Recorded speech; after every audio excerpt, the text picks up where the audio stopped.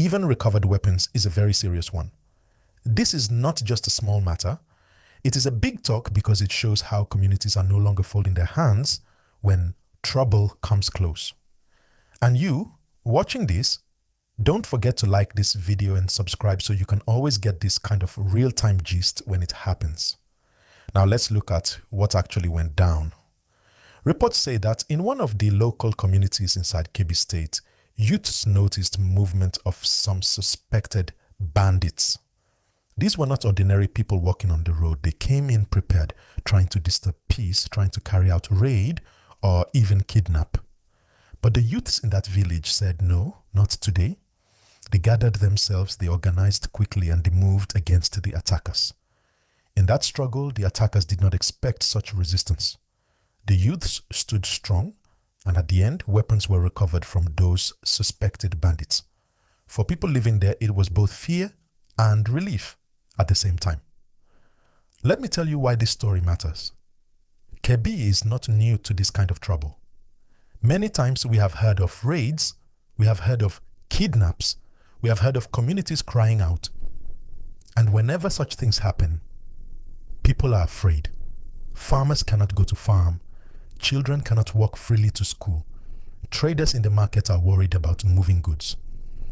But this particular day, the community decided to fight back. And that boldness is what is making this story spread fast. Viewers, if you are following this gist and you like how I am breaking it down, please just pause a little, click like, and also subscribe so that more people will see what is happening in our communities. Now, what does it mean when villagers stand up like this? On one side, it shows courage. On another side, it also shows how much pressure people are facing. Because normally it is security agencies, police, army, civil defense that are supposed to handle armed attackers. But in many places, the distance is far, response time is long, and people are left exposed. So youths and local hunters, sometimes even elderly men, come together to defend their land. But you see, as brave as it looks, it is also dangerous. These attackers are often carrying strong weapons, not just sticks. So when civilians confront them, there can be heavy risk. Some succeed, like what happened in Kebbi, but other times it can lead to casualties.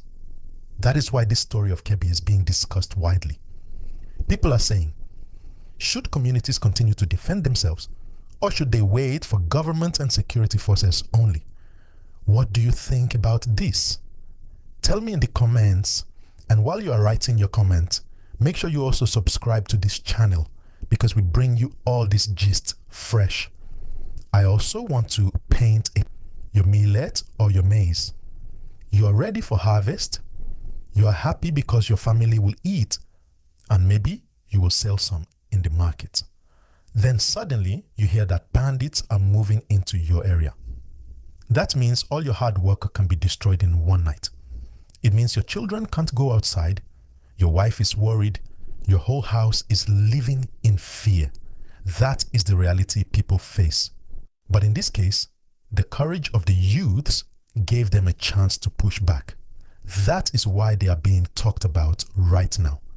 And don't forget, this is not the first time security issues have hit Kebbi. There have been many reports. Attacks on River Town, clashes in Danko-Wasagu axis, even police stations being attacked in the past. It shows that the fight against banditry is serious and ongoing. But at the same time, operations by troops have also succeeded. They have neutralized attackers, recovered rifles, and saved communities. So this battle is like a back and forth. Bandits try to attack, but sometimes they are repelled strongly. As we are sharing this story, my people, don't just watch and go.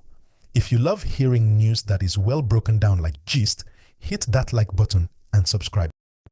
That is well broken down like gist, hit that like button and subscribe. That way, every time we bring you new updates, you will be the first to get it. Now, let's reason together. When these Kebbi youths stood up against suspected bandits, they were not just protecting themselves alone. They were protecting their farmland, their children, their wives, their old parents, and even the name of their village. Because once a community becomes known as a soft target, attackers can keep coming back again and again. But when the news goes out that the people of the village fought back and even collected weapons, it sends a warning signal. It says, if you come here, you will not find it easy. And viewers, this is why you must hit that like button so more people can hear stories that show courage and resilience. And don't forget to subscribe. We are here to give you gist every day. But let us also not forget, courage without support can become risky. For how long will villagers continue to fight with bare hands, cutlasses, and sometimes old Dane guns when the attackers are carrying AK-47 rifles and even machine guns? That is why many people are calling on government to give stronger support to security forces in Kebbi and across the Northwest. When the police and army come with better equipment and better numbers, then communities will not need to put themselves in so much danger. What do you think about that? Should communities be given more training and support, or should they just step back and leave everything to security agencies?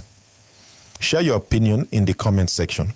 And while you are typing your thoughts, remember to subscribe to this channel and like this video. Now, let me tell you something about Kebbi itself. Kebbi State is known for farming, rice, millet, sorghum, onions, and even fishing. The Argungu Fishing Festival is famous worldwide. So imagine a place that should be peaceful and attracting tourists is instead fighting bandit attacks. This is why people are worried. If farms are not safe, food production will drop.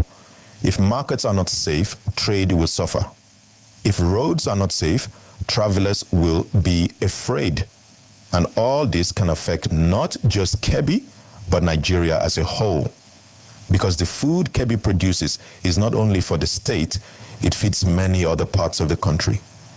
That is why when these youths overpowered bandits and recovered weapons, people celebrated, because it meant farms and markets could breathe easier, at least for a while. Now, let me ask you a question. If you were one of those youths, would you have the courage to face armed men? Would you stand your ground and say, no, not in my village? Think about it and tell me in the comments.